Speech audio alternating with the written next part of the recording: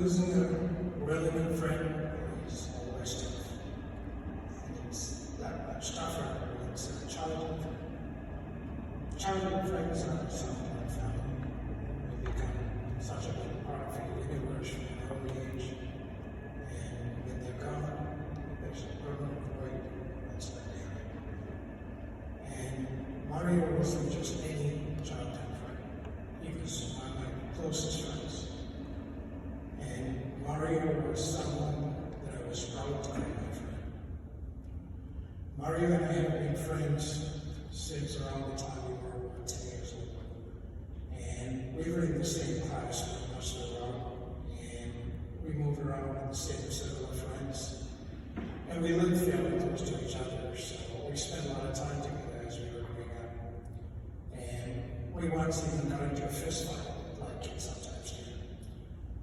And when I reflect back on some of my earliest memories of Mario, the thing that jumps out is probably he had this knack for getting into trouble together. As kids, we would indulge in more than our fair share of pranks and mischief. Everything from throwing little shooting up paper balls at the blackboard when the teacher wasn't looking, hoping it'll stick, breaking windows, playing cricket inside the classroom, to much more serious stuff. As a matter of fact, the worst trouble I've gotten into with my father was when Mario had a couple of his friends that came over from Europe, and he wanted to go visit them at the hotel, and he wanted me to go with him.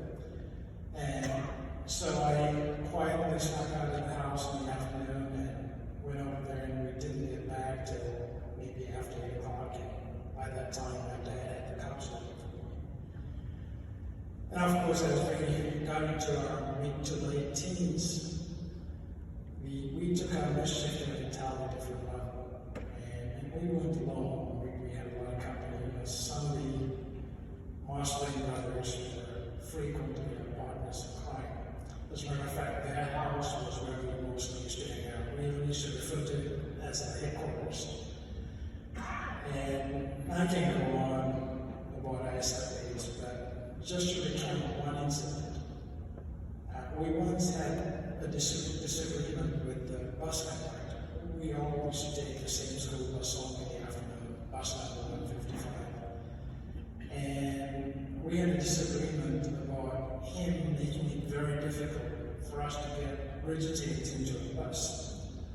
So one day, when the bus pulled into the stop at town, and he briefly hopped off the bus, we rang the bell, and then the bus took off, leaving him behind.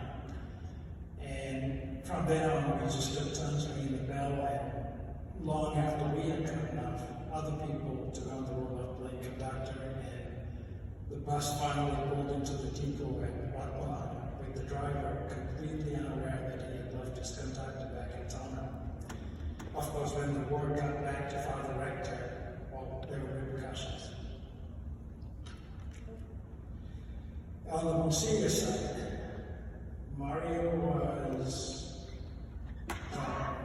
an accomplished athlete when he was in school. He excelled in cricket and rugby of course was his sport of choice. And he was an outstanding player. He even got picked to represent the Sri Lanka school team. And he was a big part of the successes of the Josephine rugby teams of the late 70s and early 80s. And after leaving school, he even had a very brief stint with CHNFC, playing rugby at the club level. Now, nowhere was Mario's concern and loyalty towards this, fierce loyalty towards his friends, more apparent than on the rugby field. Of course, rugby being a contact sport, it's easy sometimes for tempers to flare up and things to get out of hand. And if an opposing player got mad and came at you, Mario would be one of the first guys to step in between you and that opposing player. Didn't matter how big the guy was. If somebody tried to mess with you, Mario would mess back on your behalf. It was always someone you could count on to watch your back. At the risk of stating the obvious, Mario was one of the best looking guys in our generation of Filipinos, and one of the most popular as well. And to go along with his good looks, he had this very lively and energetic and yet very endearing personality. And of course, there was always the trademark, warm, infectious smile. Understandably, there was no shortage of young ladies that pursued him relentlessly during those years. And after we left school, Mario and I came to the United States within 3 weeks of each other. Of course, Mario first went over to Louisiana because that's where his sister Karen and brother and Pedro were at the time. But California was where he really wanted to be from the very start. So after one semester, he jumped on a Greyhound and came over to California. And I remember picking him up at the Greyhound station.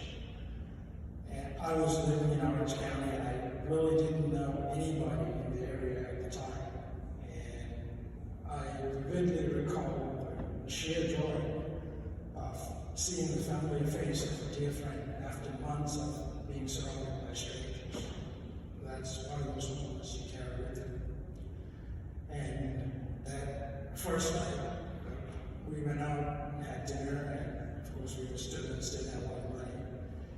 We went out and bought a bottle of scotch, and we got ourselves, the fattest, tallest cigars we could find. Came back home and smoked such a storm that when my roommate walked in the front door, he thought there had been a fire in the apartment. And Mario eventually graduated from Cal State Northridge with a business degree, and he went out and worked for a while. And then, being the enterprising guy he was, he went out on his own. And in spite of all his success, his outlook and attitude towards his friends never changed one bit. He was always the same old Mario that we had known back in school. He was never one to walk around with a chip on his shoulder. Mario was also one of the most generous people I've known. He had a heart the size of a refrigerator.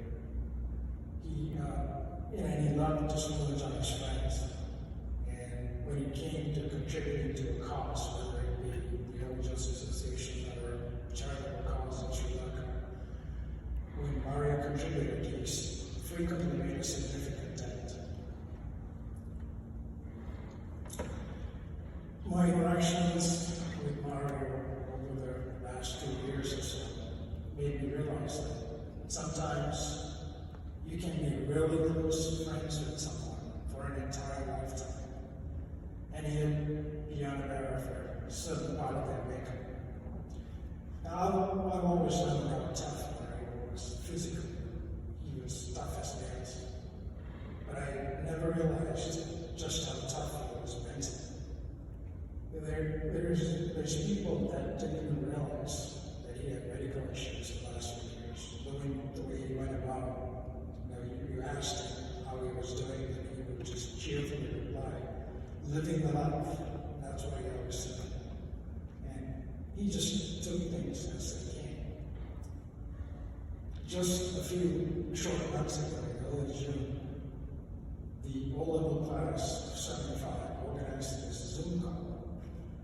And there were onwards of 30 guys on that call, including, of course, Mario and a few over here. And Mario actually happened to be on the call about 5 minutes late, and it was hard to not notice how several people jumped in excited and greeted him when he first came on the screen. Now, I didn't notice it at the time, but Mario had just gotten word from his doctors, maybe just a day or two, about a serious medical setback. Now, I know for a fact that had that been me in his shoes, I would not have been on the call that day. And yet, there he was, passionate greeting his friends. Mario being Mario, he wasn't about to let something as insignificant as the devastating news of a life-threatening illness stand in the way of his leader. He loses his friends. Mario valued friendship more than anyone I know. He just loved his friends. And Mario was as good a friend as anyone could ever hope to have.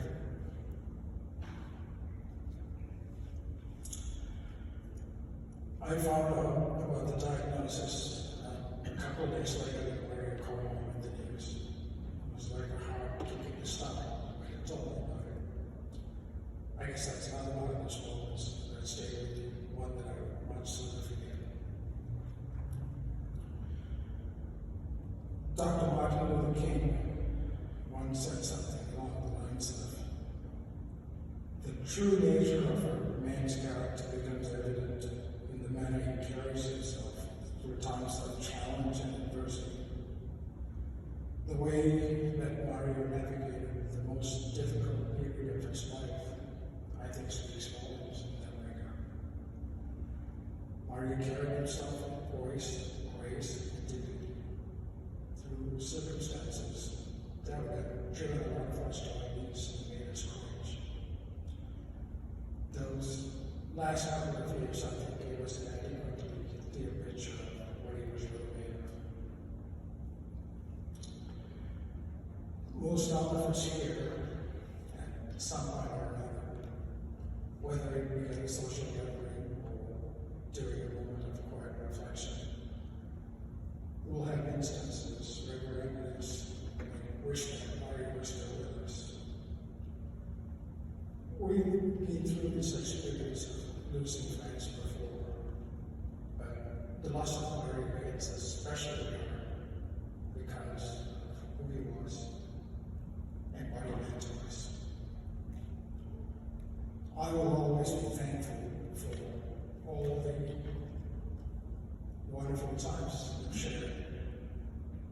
Always cherish lifelong friendship that I'm fortunate to have shared.